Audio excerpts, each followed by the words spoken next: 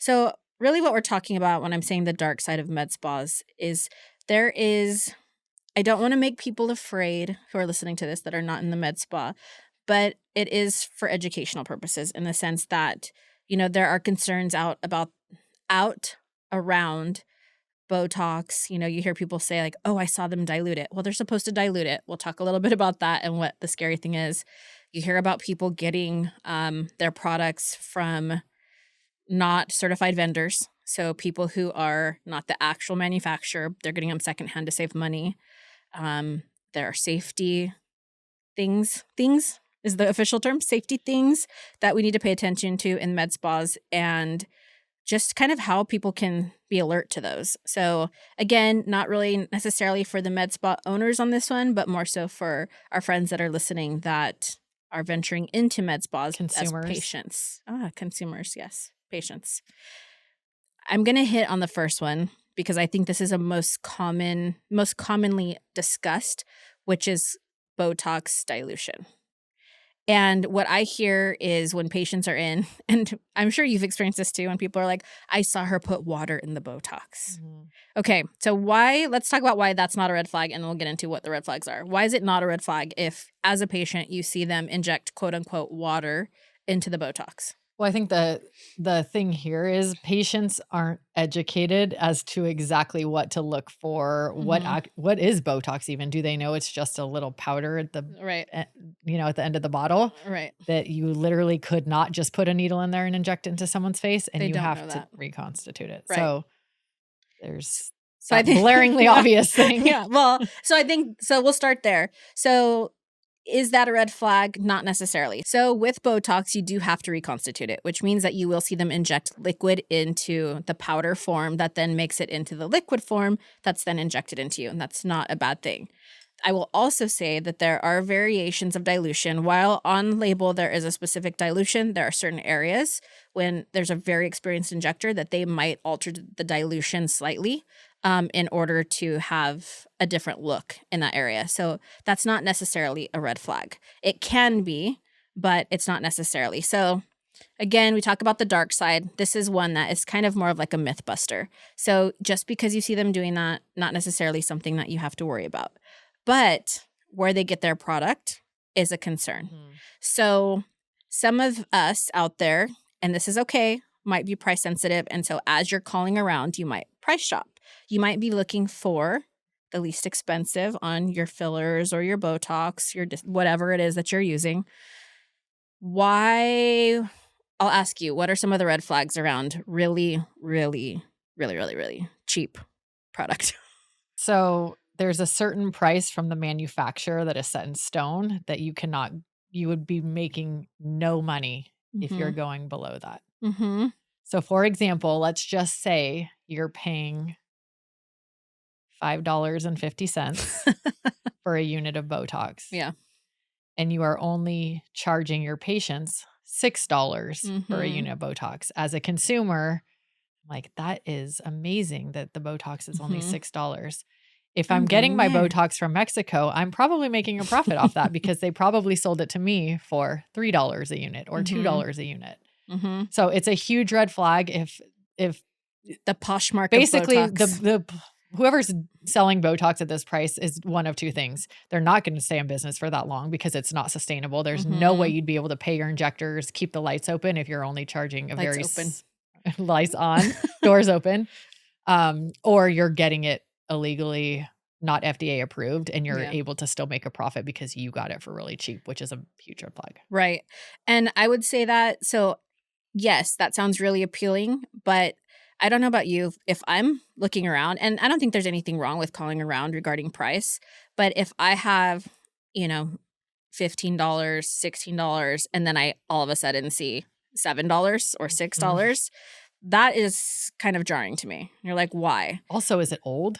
How long have they been sitting on it? It shouldn't be you can't, they can. So that is the dark side. So they are doing that, and they have done that in the past. I would just say to potential patients or consumers that are listening, cheap does not always mean good. Now, let me just say really quickly, a caveat on that is that some people, to Janelle's point, will take a hit to the margin to get people through the door. They do know that they're not going to make any money on it. And I know in the past we've done that too, where it's you buy a certain amount of units, you get a certain amount of units free. We're not talking about that. That typically is supported by the vendor. I'm talking this is their everyday price. Their everyday price is super, super cheap, is going to be a red flag because it means that the way that they're procuring that product is not on the up and up. And they're not going to have the regulations as far as storage, expiration dates that the vendor and the actual manufacturer has on that. So that's a big red flag. We talked about Botox, but that also goes with filler. The other thing too is what consumers should know is that all of these products, Janelle referred to it, have expiration dates. So it is not okay, it is not allowed, but it also might be that these clinics are trying to get through product that has already expired. So your filler's expired. Does it do damage to you long term? I don't know. I'm not going to go on label saying that or on the record saying. Also, I don't think they're studying expired product. Botox and then what does it do to the system? Right. Whether they are or they're not, I don't know. But the bottom line is it shouldn't be put in your face. Yeah. So that could also be a red flag. So again, just because it's cheap, if that's our everyday price, that could be dark side of med spa. Another one is your retail product. Ugh. Now I'm going to go... This is going to be two-part because this is not just dark side of med spa. This is dark side of the industry and how people kind of prey on price shoppers. Mm-hmm. And again, I am not innocent to doing this. Like if I see a product online and I'm like, wonder if I can find that cheaper on Amazon. And then you find it cheaper on Amazon, like you are compromising something. And so on retail inventory, you are compromising on the way that it was stored. You're compromising on the fact that it might not actually be that retail item. It might be a different product. We know that we've seen that. And there are entire groups. A lot of these larger manufacturers actually have teams that are out there and legal teams that are buying the product online, testing the product and actually confirming that it is not their product and or it's expired product, that expiration dates have been changed, or it's compromised product, or that it's compromised product in the sense that it was not kept in the proper temperatures, and so it has lost its viability. So that's another thing too. Now, in the med spa, what could that translate to as far as what would the dark side be with retail? Well, I think what I've seen, and when you say that, this is a big pain point, is because we're recommending product and then someone's taking a photo of it and then they're buying it online. Or they're buying it on Amazon. Yeah. And sometimes it's just about education. You just need to educate, because my mom did the same thing. She's like, why wouldn't I buy this on Amazon? You've given me the CE ferulic for years. Like, why wouldn't I just go purchase it here for cheaper?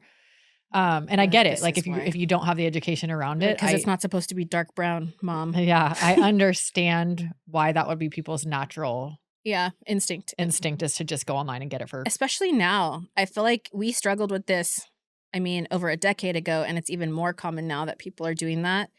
I think the dark side of the med spa is that they are actually selling expired product and retail. So I would say one of the things is most are not doing this intentionally because you can actually look on the packaging. So some common things that expire: sunscreen. I don't know that I don't actually know why it expires, but sunscreens expire. So you'll see an expiration date. And so this is the other thing to look at. If you're buying retail at a med spa, I think it's great. I think it's awesome. You're in most education.